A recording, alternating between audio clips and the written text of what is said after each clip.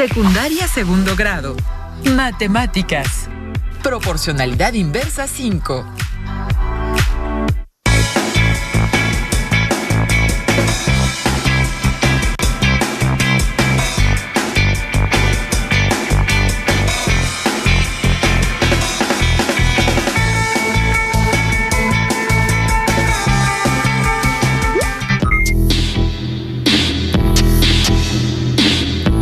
Alumnas y alumnos que nos acompañan desde casa, sean ustedes bienvenidos a Aprende en Casa.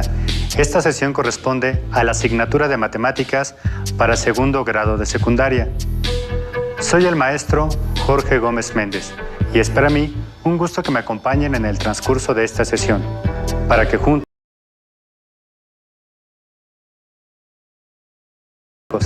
relacionados con la proporcionalidad inversa. En esta sesión interpretarán y resolverán situaciones de proporcionalidad inversa en contextos relacionados a la economía y áreas afines. Es importante que tomen nota de las dudas y reflexiones que surjan en el desarrollo de la sesión, para que después puedan comentarlas a distancia entre estudiantes y con sus docentes. Preparen los materiales que van a utilizar para tomar nota y resolver las actividades que se propongan. Tengan a la mano lápiz, goma, regla y bolígrafo antes de dar inicio. ¿Preparadas y preparados? Comencemos. Analicen la tabla que se muestra en pantalla. En ella aparecen datos relacionados con el tipo de cambio que presentó el dólar estadounidense el último día de cotización del año en diferentes años. La primera columna corresponde a la fecha. La segunda columna muestra el tipo de cambio en relación a pesos por dólar. Por último, aparece la columna titulada Cantidad de dólares. Ustedes seguramente ya notaron que no hay datos en esa columna, por lo que deberán calcular la cantidad de dólares que se pueden comprar con 500 pesos de acuerdo con el tipo de cambio en cada fecha. Hagámoslo. ¿Qué operaciones sugieren plantear para poder calcular la cantidad de dólares que se pueden comprar con 500 pesos? La operación que se puede plantear es el cociente de 500 pesos entre cada uno de los valores correspondientes al tipo de cambio. De esa manera, es posible saber la cantidad de dólares que podrían comprarse. Por ejemplo, para saber cuántos dólares se pueden comprar con el tipo de cambio que existía en 1970, bastará con dividir 500 pesos entre 0.0125 pesos por dólar. Luego, se realiza el análisis dimensional para simplificar las unidades, que en este caso son los pesos. Se resuelve la división y el cociente es igual a 40,000 dólares. Registran ese dato en la segunda fila de la última columna. Tal vez algunos no lo sepan, pero hubo un ajuste de 3 ceros en la década de los 90, por lo que si el tipo de cambio era de 3,000 pesos por dólar, cambió a 3 nuevos pesos por dólar.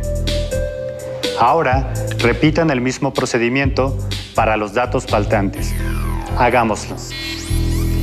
Para calcular la cantidad de dólares que se podían comprar con 500 pesos al tipo de cambio de 1980, se calcula el cociente de 500 pesos entre 0.02327 pesos por dólar.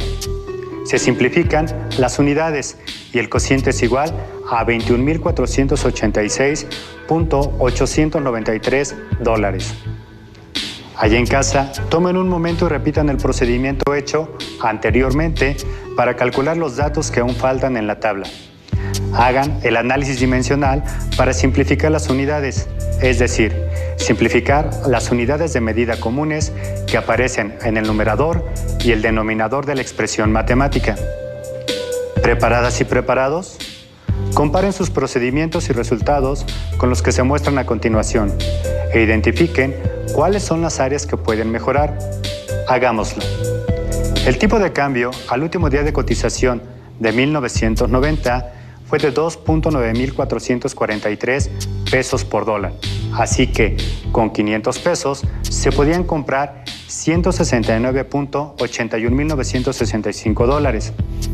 El último día de cotización del año 1995 se podían comprar $64.6028 con 500 pesos. En el año 2000, el tipo de cambio del último día de cotización era de 9.6098 pesos por dólar y con 500 pesos alcanzaba para comprar $52.030. $47.017 se podían comprar con 500 pesos el 30 de diciembre de 2005, pues el tipo de cambio estaba en 10.6344 pesos por dólar. El tipo de cambio el último día del año 2010 fue de 12.3496 pesos por dólar, por lo que con 500 pesos era posible comprar $40.487. Para el último día del año 2015, con 500 pesos era posible comprar $28.987, pues el tipo de cambio en ese entonces fue de 17.2487 pesos por dólar. Por último, el 31 de diciembre de 2020, con un tipo de cambio de 19.9087 pesos por dólar, era posible comprar $25.1146. Tomen unos instantes para analizar los datos que se muestran en la tabla. Después, en su cuaderno, tracen una gráfica que represente en el eje X al tipo de cambio y en el eje Y a la cantidad de dólares que se podían comprar. También, piensen en las escalas que pueden considerar para representar los datos en el plano cartesiano. En pantalla se muestra la gráfica que representa la cantidad de dólares que se pueden comprar en función del tipo de cambio en cada año, desde 1990 hasta el 2020. ¿Qué forma tiene la línea que define la gráfica que elaboraron? Esa línea curva recibe el nombre de hipérbola. Pero, ¿qué significa que la línea que define esta gráfica sea una hipérbola? Allá en casa, escriban una conclusión al respecto. Muy bien, significa, en este caso, que los valores de las variables se pueden aproximar mucho al cero, pero jamás valdrán cero.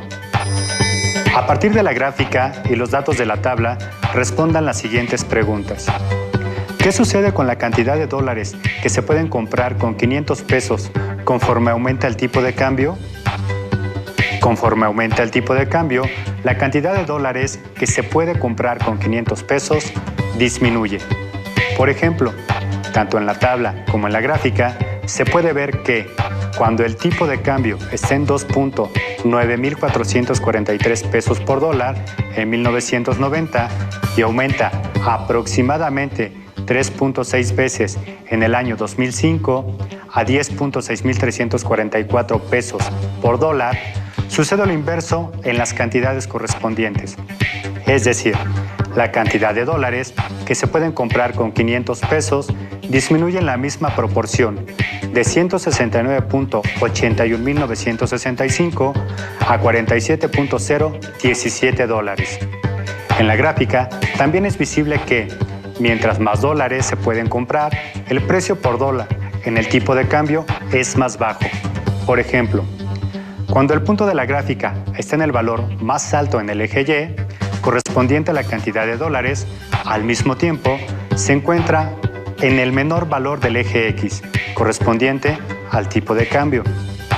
En una situación hipotética, si el tipo de cambio fuera de $1 por dólar, ¿cuántos dólares se podrían comprar con 500 pesos? Muy bien, se obtendrían $500. En la gráfica que trazaron en su cuaderno, marquen las coordenadas correspondientes al dato anterior. Hasta este momento, ya han resuelto una actividad que relaciona de manera específica dos cantidades. Allá en casa, ¿saben de qué tipo de relación se trata? Tomen un momento para pensarlo. Escriban en su cuaderno su respuesta y arguméntenla. Después, y a la distancia, comparen sus argumentos con sus compañeras, compañeros, maestras y maestros. Se trata de una relación de proporcionalidad inversa, porque al aumentar los valores de una cantidad, los valores de la otra cantidad correspondiente disminuyen proporcionalmente. Por otro lado, al elaborar la gráfica de la situación planteada, la línea que la define es una hipérbola. Este tipo de gráfica se obtienen en situaciones de proporcionalidad inversa y significan que los valores de las variables se pueden aproximar mucho al cero, pero jamás valdrán cero. ¿Qué otros argumentos escribieron ustedes? ¿Los argumentos que escribieron coinciden con los que proponemos aquí? Compárenlos e identifiquen las áreas en las que pueden mejorar.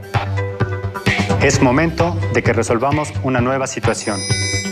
El bono semanal que un empleado recibe por su puntualidad es inversamente proporcional al número de minutos que llega tarde a su trabajo. El bono completo se otorga al empleado aunque llegue tarde 1 minuto. A partir de ese tiempo, se inicia el descuento. Y si acumula 1 hora de retardos, pierde el derecho al bono. ¿Cuál es la expresión algebraica que representa la situación? En cierta semana, todos los empleados llegaron tarde a su trabajo. Un empleado que llegó 5 minutos tarde recibió un bono de 250 pesos. ¿Cuánto recibirán de bono semanal los empleados que llegaron 10, 12, 15 y 50 minutos tarde? Ustedes, allá en casa, tomen un momento para elaborar y escribir en su cuaderno una estrategia que les permita responder a las preguntas planteadas. Después, comparen su estrategia con la que propondremos aquí y reflexionen sobre los puntos de acuerdo y desacuerdo. ¿Están preparadas y preparados? Hagámoslo. El contador Antonio es el responsable de calcular el bono de puntualidad. Él sabe que, al tratarse de una relación de proporcionalidad, se expresa a través del producto de sus magnitudes. En este caso, constante de proporcionalidad inversa es igual al tiempo que llega tarde el empleado en minutos por el bono semanal en pesos. Si se definen algebraicamente las variables, tenemos que K es igual a X por Y. X representa los minutos que llega tarde un empleado y Y representa al bono semanal que recibe el empleado. Con esta reflexión y análisis ya hemos respondido a la primera pregunta. Lo siguiente por hacer son los cálculos que permitirán al contador Antonio conocer el bono semanal de cada empleado. Hagámoslo.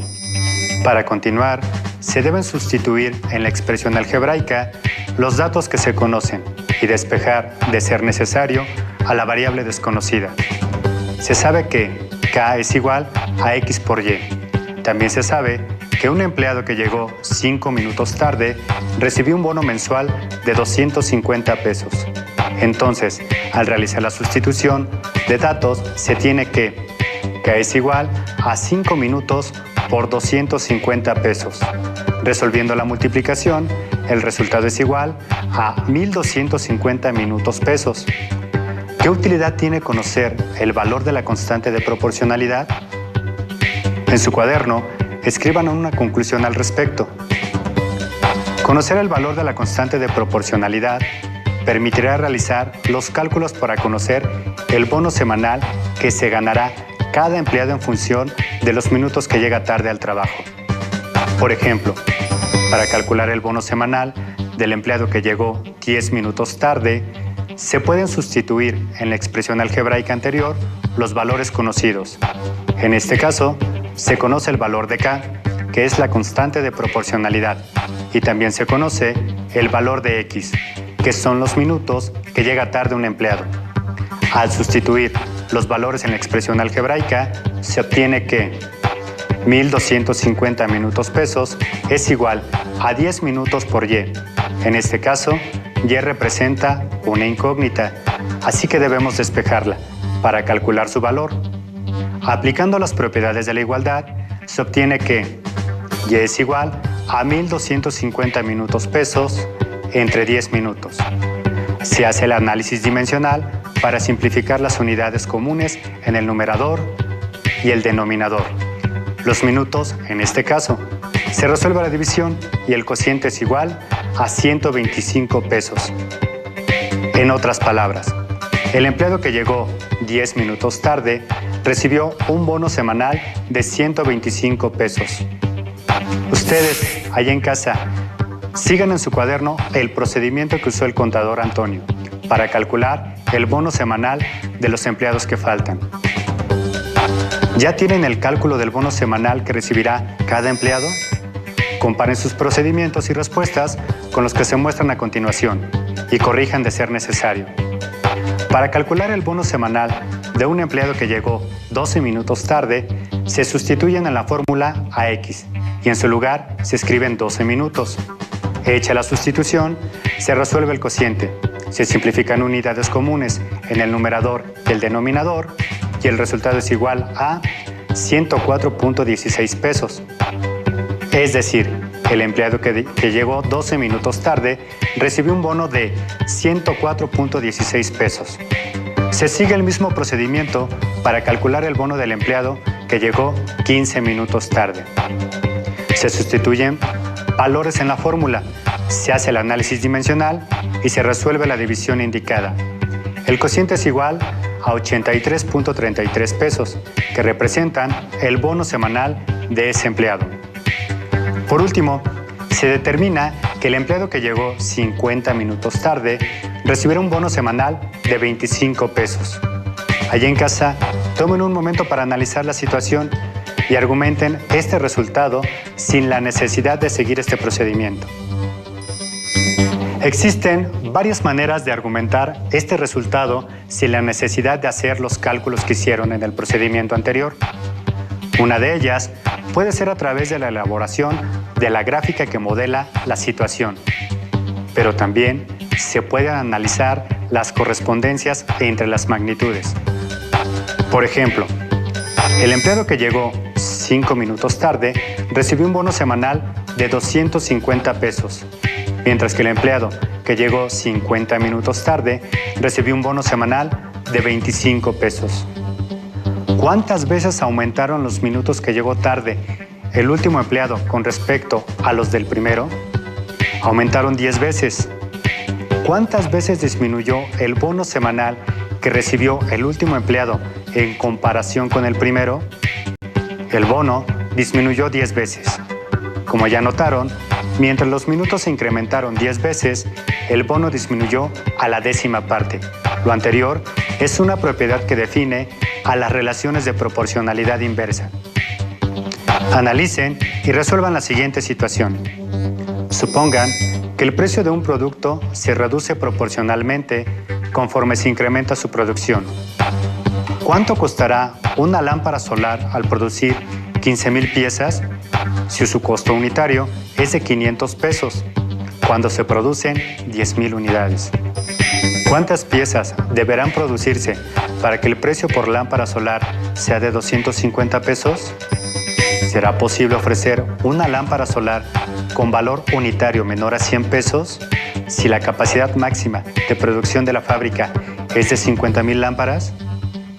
Ustedes, allá en casa, elaboren y escriban en su cuaderno una estrategia para responder las preguntas planteadas. Una estrategia de resolución puede ser la elaboración de una tabla de valores con los datos que se conocen y, a partir de ahí, calcular los valores faltantes. Hagámoslo. Construyan una tabla con 2 columnas y tantas filas como sean necesarias.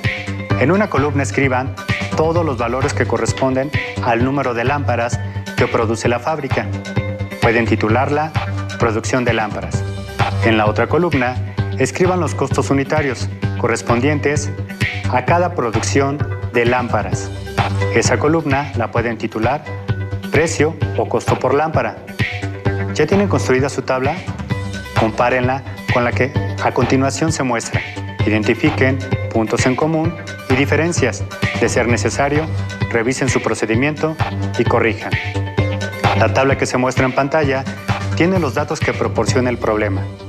Por ejemplo, la primera pareja de datos corresponde a la situación inicial, donde el costo es de 500 pesos por lámpara, cuando la producción es de 10,000 lámparas. El siguiente dato que se muestra en la columna correspondiente a la producción de lámparas se obtuvo de la primera pregunta, que solicita el costo de una lámpara cuando hay una producción de 15,000 lámparas. Por otro lado, el tercer dato de la columna correspondiente al costo se obtiene de la segunda pregunta, que requiere conocer la producción de lámparas, para tener un costo de 250 pesos por cada una. Por último, el cuarto dato correspondiente a la producción de lámparas se obtiene de la tercera pregunta, que indica la capacidad máxima de producción de la fábrica. ¿Idearon una estrategia para obtener los valores faltantes?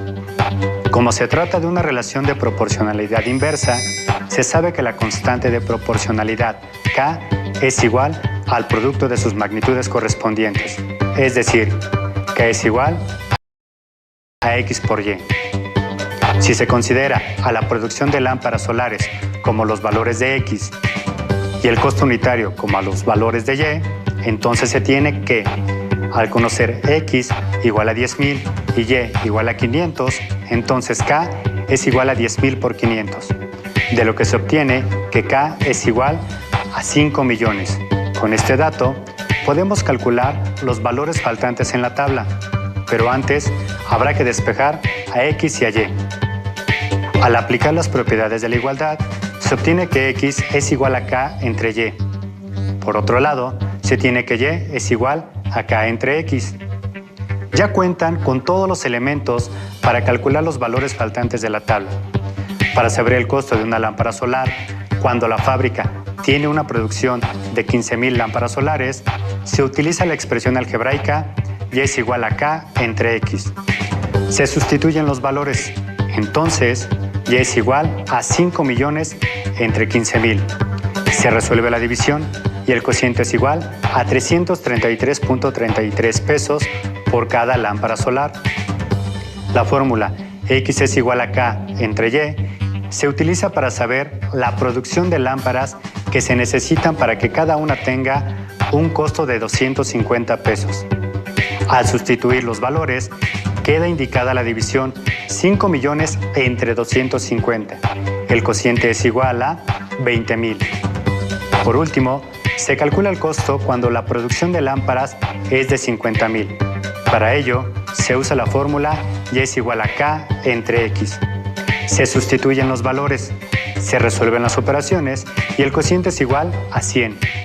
Este dato se registra en la tabla y con eso está completa. Con todos los datos en la tabla, ya es posible responder a las preguntas planteadas. Escriban sus respuestas en su cuaderno. Preparadas y preparados, respondamos cada una de las preguntas. ¿Cuánto costará una lámpara solar al producir 15.000 piezas si su costo unitario es de 500 pesos cuando se producen 10.000 unidades? De acuerdo con los datos de la tabla, si se producen 15.000 piezas, el costo de cada lámpara solar será de 333.33 pesos.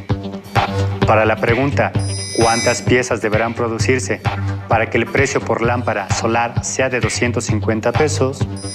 Según la información de la tabla, se deberán producir 20.000 lámparas solares para garantizar que el costo sea de 250 pesos. La tercera pregunta dice, ¿será posible ofrecer una lámpara solar con valor unitario menor a 100 pesos si la capacidad máxima de producción de la fábrica es de 50.000 lámparas? En la tabla se puede ver que el costo de cada lámpara cuando la fábrica produce a su máxima capacidad es de 100 pesos. Por lo tanto, no es posible ofrecer una lámpara solar con un valor unitario menor a 100 pesos. Para ello, se requiere de producir más de 50.000 lámparas solares, lo que sobrepasaría la capacidad máxima de producción de la fábrica. Cabe aclarar que esta situación sería factible solo si el costo de producción de las lámparas solares es mucho menor a 100 pesos, para que siempre se tenga una utilidad al venderlas, con un precio mínimo de 100 pesos. Se ha agotado el tiempo de esta sesión, dedicada al aprendizaje de la proporcionalidad inversa en fenómenos relacionados con la economía. Muchas gracias a las alumnas y alumnos que me acompañaron en esta sesión. Les invito a que sigamos aprendiendo juntos en la próxima sesión de Aprende en Casa. Hasta la próxima. Si tienes dudas o necesitas ayuda, llama al Centro de Apoyo Pedagógico a Distancia